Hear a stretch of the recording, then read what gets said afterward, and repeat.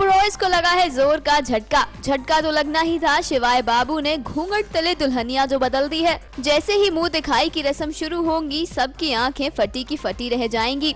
दादी हो, माँ हो, तेज हो या फिर खुद हो शिवाय की जान उसके दोनों भाई, कोई भी कोई कसर नहीं छोड़ेगा दोनों को ताने देने में। कल अपनी एक रिपोर्ट में हमने आपको बताया ही था कि ओम कैसे शिवाय को बेइज्जत करता है।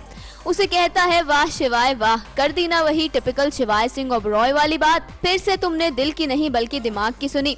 शिवाय ही नहीं, घर वाले तो अनिका को भी यहाँ तक कह देते हैं कि यहाँ शादी करने ही आई थी लालची।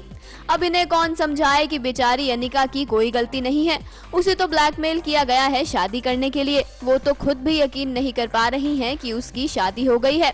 तानों की बरसात सुनने के बाद जब दोनों अपनी पहली रात के लिए अपने कमरे में पहुंचेंगे तो बेचारी अनिका अपने आप को शीशे में निहारेगी, गले में डले मंगलसूत्र को देखेगी और अपने माथे पर लगे सिंदूर को छू कर देखेगी। एक बार नहीं, दो बार नहीं, बार बार।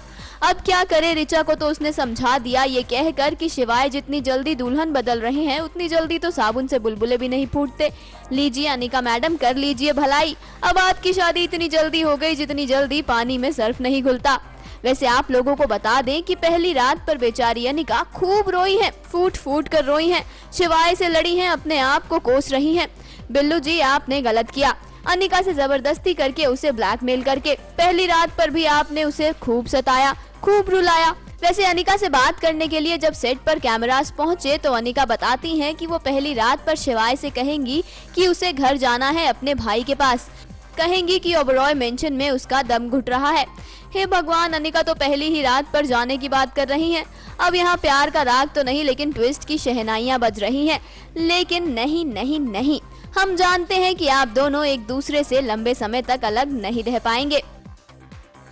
नेक्स्ट 9 न्यूज रूम से लिपिका की रिपोर्ट।